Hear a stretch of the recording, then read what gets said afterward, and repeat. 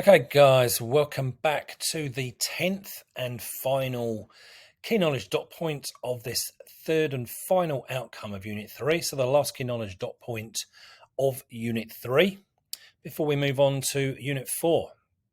So in this one, we're talking about global considerations in operations. Okay, so here is, as always, our study design, and here, as always, is the part we're focusing on in this video. And you can see right down the bottom, the very last key knowledge dot point. So global considerations for operations management, including, and then it gives us 3 strategies, which is nice because it gives us our script and we know what they can ask us about. Okay, so what is this all about? Okay, so right now, pause the video, right, and look around where you are right now, whether that's in your bedroom, somewhere else in your house, if you're at school, wherever you might be, just look around you right now, okay? Look at all the stuff that surrounds you, okay? How much of that stuff that you see around you do you reckon qualifies, that's what we see in red there, fully made in Australia, and every single part of it was also sourced in Australia? So talking about a fully Australian sourced and made product. How much of the stuff you see around you do you reckon qualifies as that? So my guess is that if you thought about this, you might not know, but to make a best guess, not very much these days, okay? And that's kind of what this final topic is all about, okay? Now, the reason that the answer to that is not very much is because there's something called globalization. Now, this is a concept I think we came across certainly in year 11. Globalization is one of the, if I remember rightly, one of the elements in the external environment that's impacting on businesses. So it might not be a new term to you, but just to kind of reintroduce it to you and also introduce it if you did not do year 11. So globalization is this term that we use to describe how trade and technology has basically made the world a much more connected and interdependent place. Okay. The world has kind of shrunk, not physically, but in the way it operates because of globalization. And this really is, a lot of it is down to technology. Okay. Now, what I'm going to do here is give you 3 different definitions. So if you just Googled globalization definition, you're going to come up with hundreds, okay? So look, it's worth having a definition of globalization kind of to hand, or being able to reproduce one. But there are so many, I think that the best way is to read through the 3 that I'm going to give you. See which one of them resonates with you. Don't write all 3 of these down. Take a bit of time here to look at them and see if kind of one of them connects you with you more than the others. They all basically mean the same thing, but maybe one of them might connect with you a little bit more and might be easier for you to understand or kind of reproduce if you needed to. So there's the first one there. There is the second one. So you can pause and have a look at that one. And here is the third one. A little bit longer, but look, at the end of the day, when you read through those, hopefully you'll get what I mean, but they sort of, essentially they're describing the same thing. But just see which resonates with you, and I would just note down whichever one makes the most sense to you. Okay, so coming back to this. So because of globalization, businesses are increasingly looking beyond their own borders, beyond the borders of their own countries, for resources and even to actually run their operations system. Okay. Now, the study design lists those 3 strategies I said at the beginning of this video that you need to be aware of, which have all come about because of this concept of globalization. Okay, so here's the 3. So what we're going to do is talk through each of these 3. What do each of them mean? What are the advantages and disadvantages of a business of kind of using these strategies? As simple as that. Pretty straightforward, not a long video. And historically, this key knowledge dot point doesn't cause too many dramas for students. I think it's a pretty straightforward one. So let's take each of those strategies in turn. In fact, before I get there, what I'm just going to do here, I have actually done this at the end, but I'm going to introduce it here as well, because one thing you don't want to do is get them confused. So right up front, I'm just going to give you a real snapshot of which each of them is.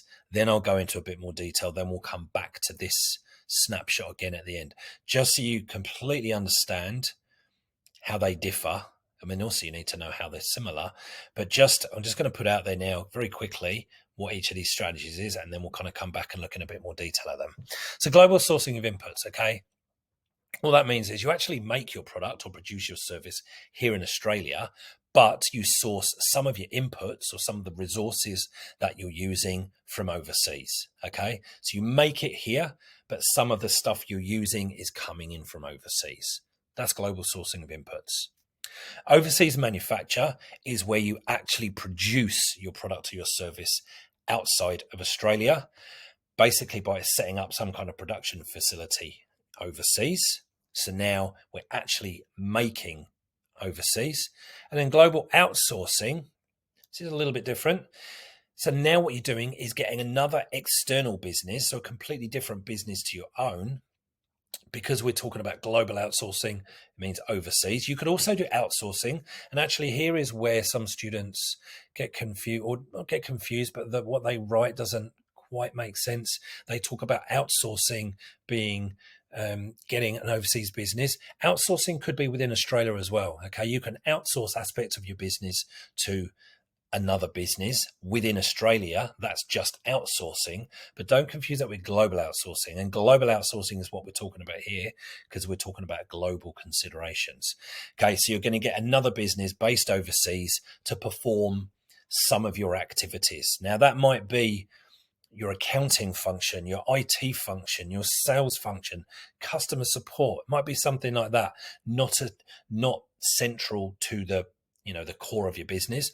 Or it might actually be operations. You can actually outsource the production of your whatever it is you're making to another business overseas. So that's just to kind of gloss over the three. Now we'll kind of go in and drill in a little bit more detail. Not a huge amount of detail, but a bit more detail that you need to know for each of those strategies. So strategy one, global sourcing of inputs. Okay. So like I just said before, where a business sources and buys raw materials and or other resources from overseas suppliers. Okay. So why would a business do this? Pretty straightforward, really. Look, the second one there, really, I would say, is the number one. To obtain resources at lower costs, it's cheaper often to buy these resources from overseas. Why is it cheaper to buy resources often cheaper overseas than from within Australia? Look, overseas suppliers can offer cheaper prices compared to Australian suppliers, basically because they have lower operating costs, okay? Their wage bill is lower because the standard of living in some of these countries is lower, therefore wages are lower. Rent, all the costs associated with running a business are probably going to be lower in these countries, which obviously feeds through to the price that they're going to charge you. So I'd say fundamentally, that's nearly always the main reason why businesses are accessing resources from overseas.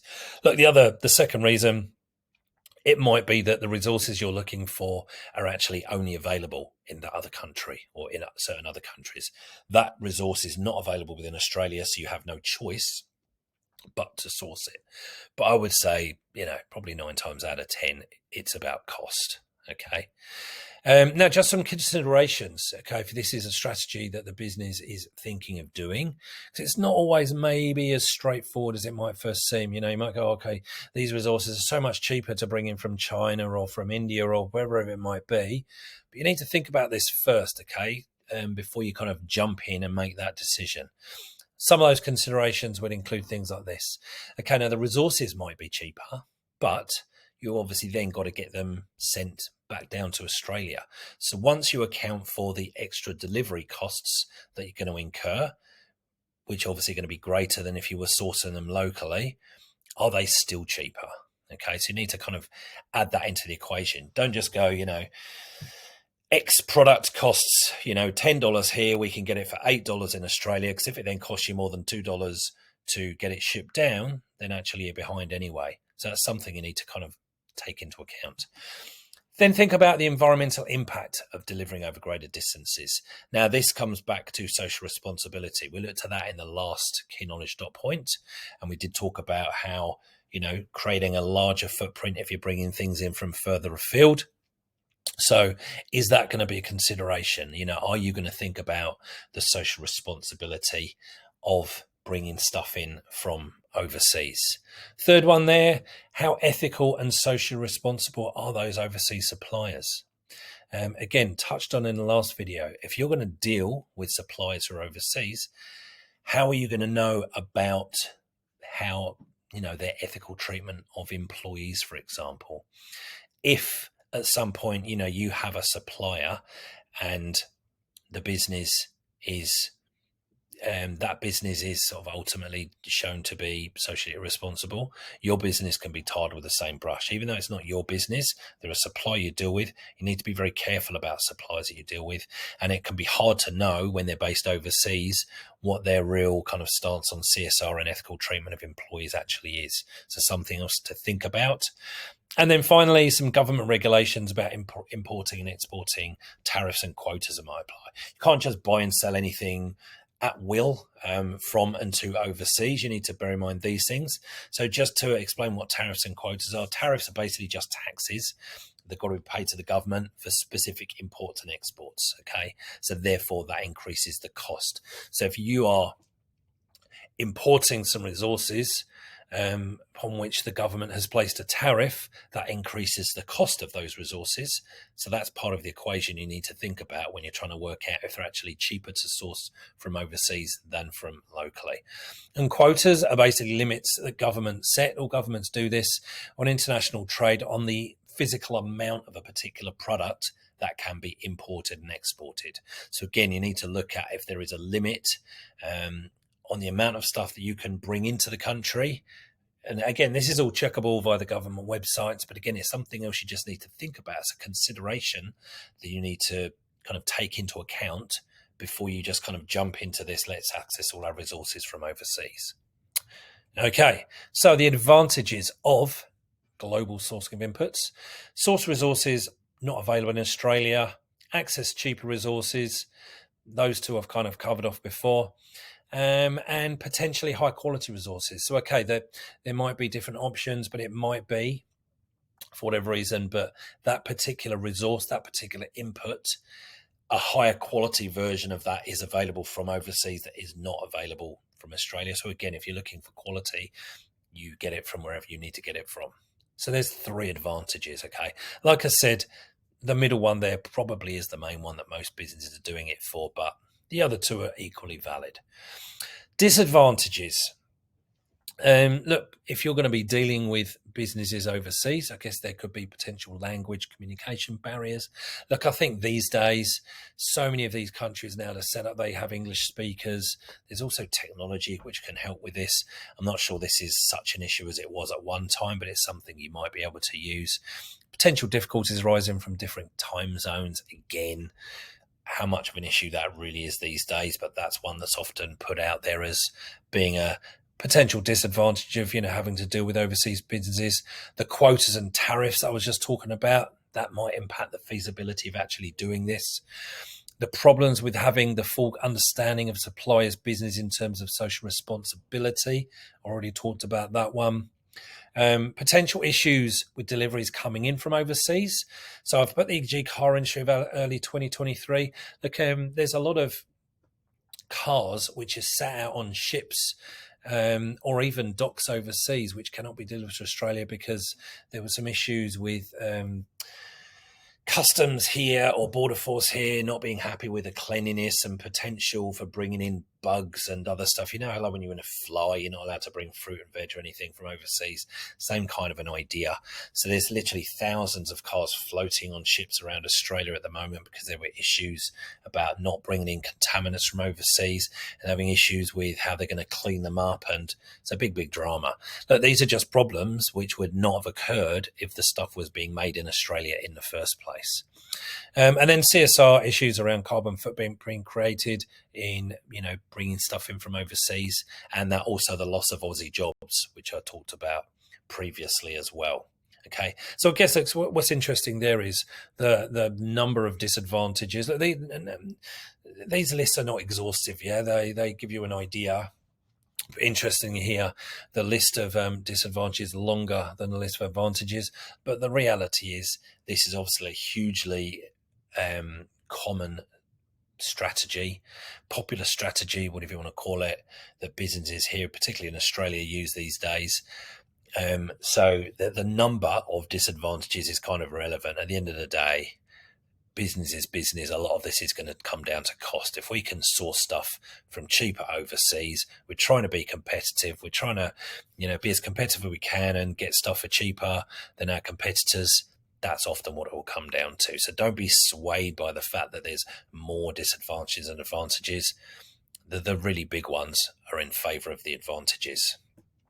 Strategy 2, overseas manufacturer.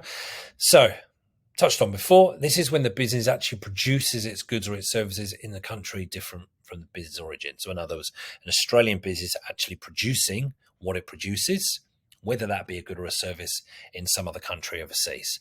So the business sets up its own manufacturing plant or offices, I guess if it's a service industry in the overseas country. So doing this, the business, you're still producing it within your own business, okay? Because you're just setting up your own facilities overseas. So you still therefore have complete control over operations. And that's an important point to remember when we look at the third strategy, where that differs.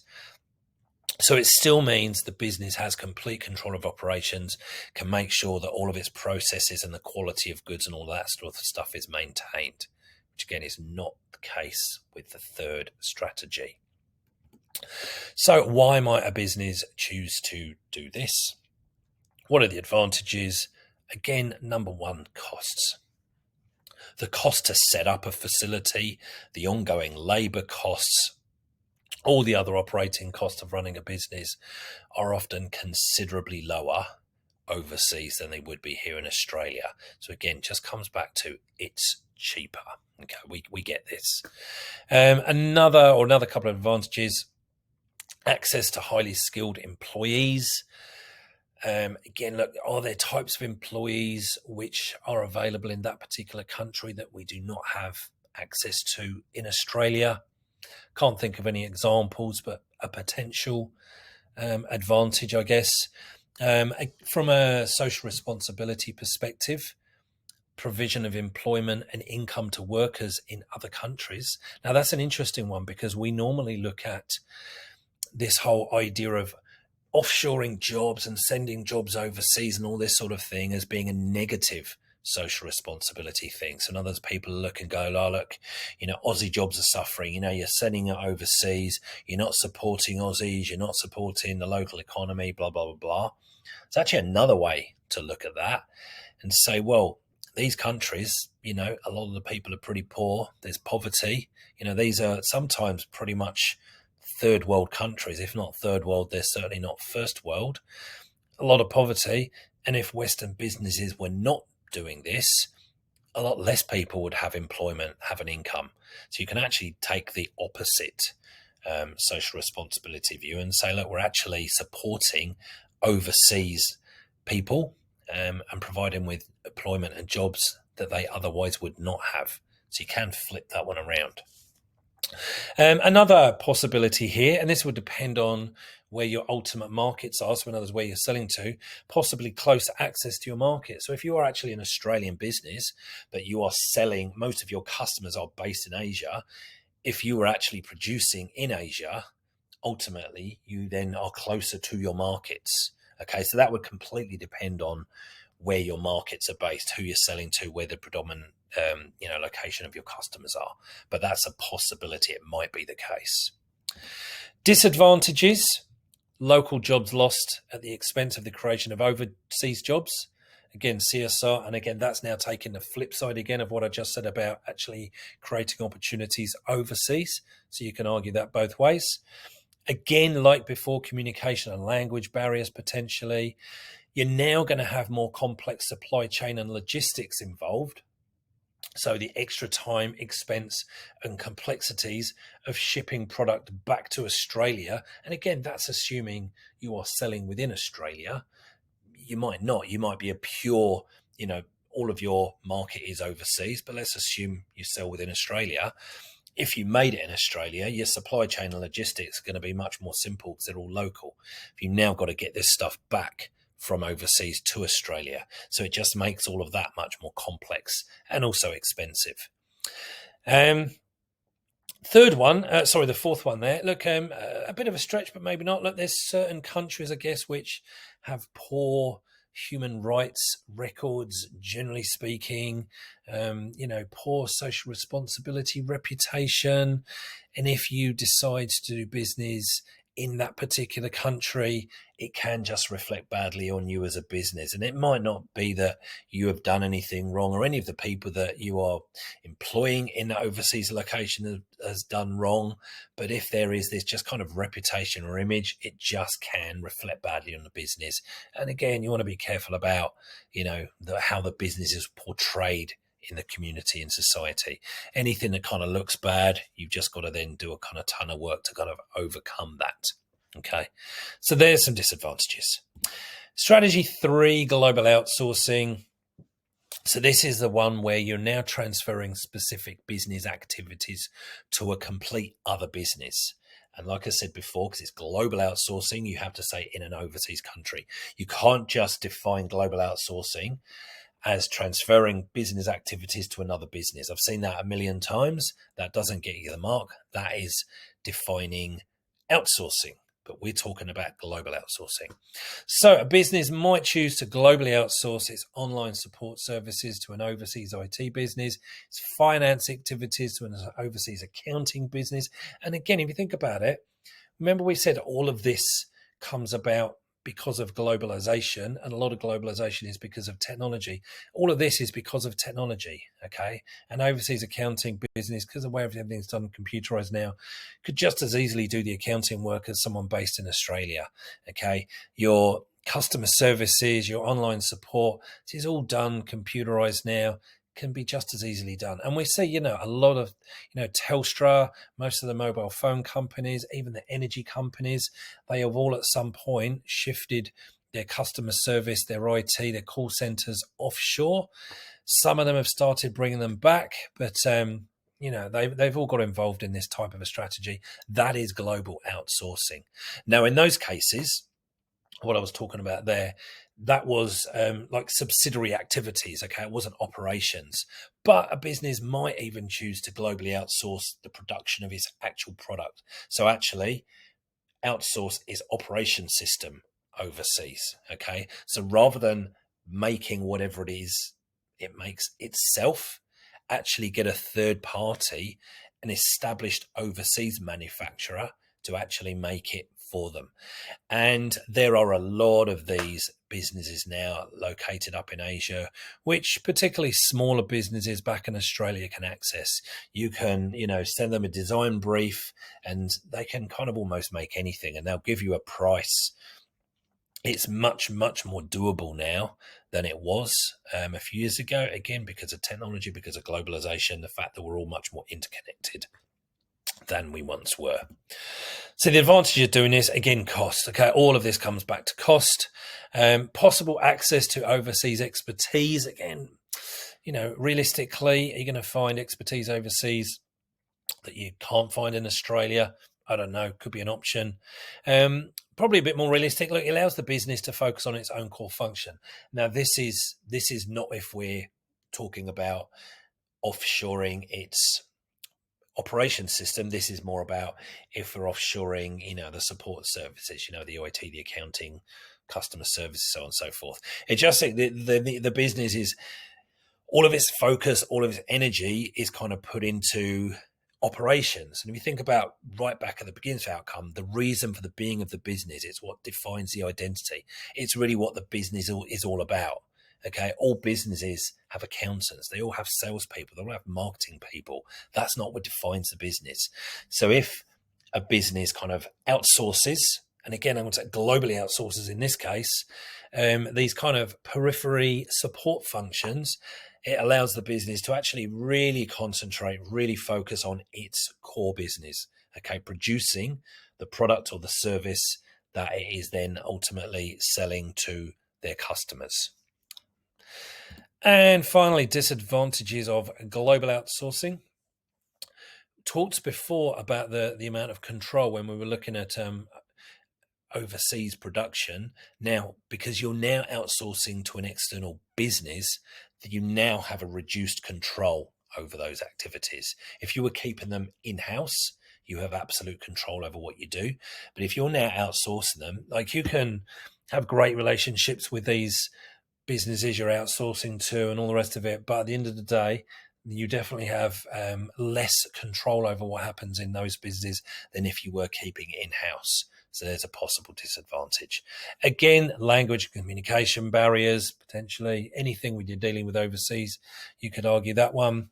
Again, we said before, needing to consider the social responsibility angle of those external businesses you're outsourcing to. Because if something goes wrong there, you might end up in dire straits here. Just, they're tarred with the same brush, reputation, the whole idea that a media loves a bad news story. So there's some kind of connection between your business and some kind of third party supplier that you've been dealing with. They're gonna make the connection, link it to you as if it was you, even though it isn't.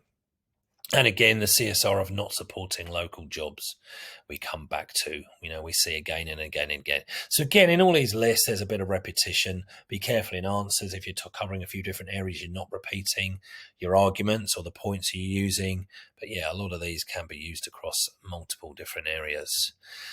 So look, just summarizing again, finally, just so we know, global source of inputs, making the stuff in Australia, but sourcing some of your ingredients, your resources, your inputs from overseas. Overseas manufacture, actually making the stuff overseas.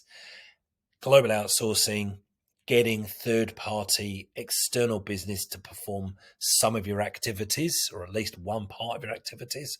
May or may not be the actual operation system itself. It might be some support services peripheral to the business, but there's still things that need to be done, but not the core reason for being of the business. And that is it for this particular key knowledge. That is it for the outcome, and that is it for Unit 3. I will see you back here for the start of Unit 4. See you then. Cheers for now.